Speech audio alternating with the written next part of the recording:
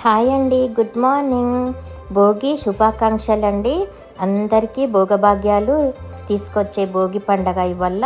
భోగి శుభాకాంక్షలు అందరికీ. నేనైతే ఇక ముగ్గేస్తున్నానండి. పిల్లలు లేచిన తర్వాత నేనేస్తాం మమ్మీ అని అన్నారు. మా పిల్లలు అయితే చాలా బాగా వేస్తారు, నాకన్నా ఎక్కువ.